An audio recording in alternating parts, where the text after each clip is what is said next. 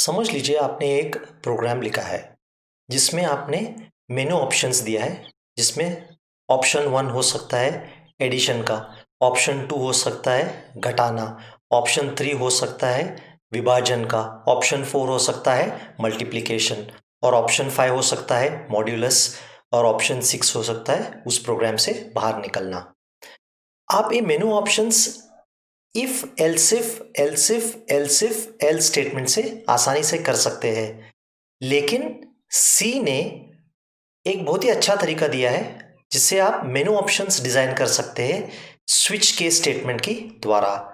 अगर आपके प्रोग्राम में लंबा कैस्केडेड इफ एल्स स्टेटमेंट्स है, आप उसे स्विच केस स्टेटमेंट में कन्वर्ट करके प्रोग्राम का क्लैरिटी काफी बढ़ा सकते हैं। तो इस प्रोग्राम में हमने क्या किया है, हमने यूजर को 4 ऑप्शंस दिए हैं, चॉइस 1, 2, 3 और 4। अगर ये 4 ऑप्शन के अलावा यूजर ने कुछ एंटर कर दिया तो हम यूजर को मैसेज देंगे कि चॉइस इनवैलिड है। तो इस प्रोग्राम में हमने क्या किया है, सबसे पहला हमने एक वेरिएबल डिक्लेयर कर दिया है चॉइस। तो हमने यूजर से ये कह रहे हैं कि आप ऑप्शन 1 to 4 के बीच में कोई नंबर आप एंटर कर दीजिए। तो यूजर यहाँ पे एक नंबर एंटर करेगा। स्विच चॉइस क्या होगा, समझ लीजिए अगर यूजर ने 1 एंटर कर दिया तब ए मैच होगा, केस 1 को मैच होगा, मैसेज प्रिंट होगा चॉइस इज 1। जैसे ही चॉइस इज 1 प्रिंट होगा ए ब्रेक स्टेटमेंट एनकाउंटर होगा। ब्रेक स्टेटमेंट के कारण यहाँ पे बाहर आ जाएगा और प्रोग्राम यहाँ खत्म हो जाएगा। अगर समझ लीजिए हमने ऑप्शन 3 एंटर कर दिया, तो अगर चॉइस 3 है, स्विच चॉइस 3, चॉइस हो गया 3, तो क्या होगा, सीधा केस स्टेटमेंट 3 पे आ जाएगा, चॉइस इज 3 प्रिंट होगा और बाद में ब्रेक होके यहाँ आ जाएगा। और अगर हमने समझ लीजिए ऑप्शन 7 एंटर कर दिया, तब क्या होगा, चॉइस हो गया 7, चॉइस 7 हो गया, तब ये 1, 2, 3, 4 कोई मैच नहीं होगा, इसलिए डिफॉल्ट ऑप्शन पे आ जाएगा। डिफॉल्ट ऑप्शन पे क्या होगा, मैसेज आ जाएगा चॉइस इज इनवैलिड और यहाँ पे बाहर आ जाएगा। तो ये स्विच केस अगर आप यूज करना चाहते हो, थोड़ा चीज आपको ध्यान रखना बहुत जरूरी है। सबसे पहले क्या है, स्विच और केस रिजर्व्ड वर्ड्स है, इसे एक्सप्रेशन कहा जाता है। ये 1, 2, 3, 4 जो है इन्हें केस लेबल्स कहा जाता है। ठीक है, तो सबसे इंपॉर्टेंट क्या है, ये जो एक्सप्रेशन है जब हम इवैल्यूएट करेंगे, ये आइदर आपको इंटीजर कांस्टेंट या इंटीजर होना बहुत जरूरी है। तो एक्सप्रेशन स्विच के अंदर जो है वो इंटीजर या कैरेक्टर कांस्टेंट इवैल्यूएट होना बहुत जरूरी है। ये सारे जो केस लेबल है ये कांस्टेंट इंटीजर एक्सप्रेशन होना चाहिए। ये floating point numbers, double variables type नहीं हो सकते। अगर ये एक्सप्रेशन भी हो, जब ये इवैल्यूएट हो तब ये कांस्टेंट इंटीजर होना बहुत ज़रूरी है।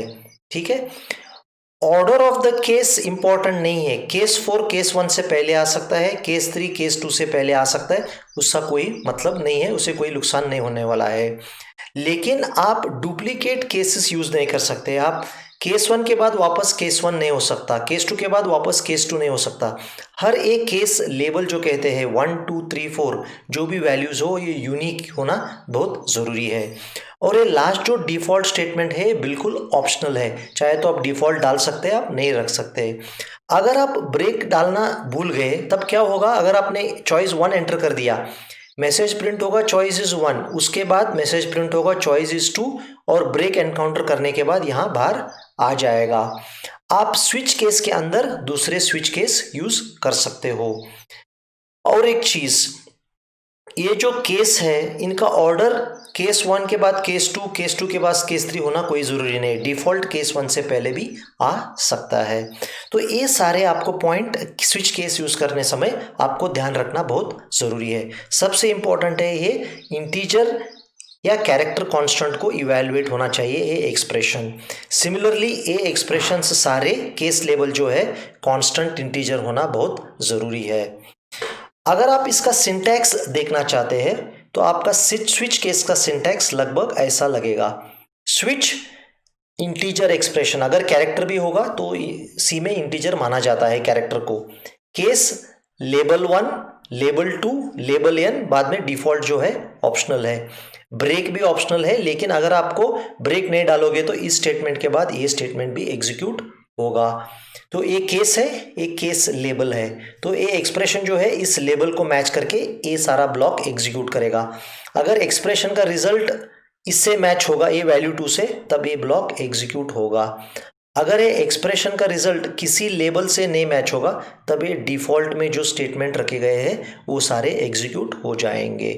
तो ये था सिंटैक्स ऑफ स्विच और केस। आप स्विच और केस यूज करोगे जब आप मेनू ड्रिवन प्रोग्राम्स बनाओगे, क्योंकि मेनू ऑप्शंस स्विच केस के द्वारा देना बहुत ही इजी लगेगा और बहुत प्रोग्राम को क्लैरिटी बढ़ाएगा।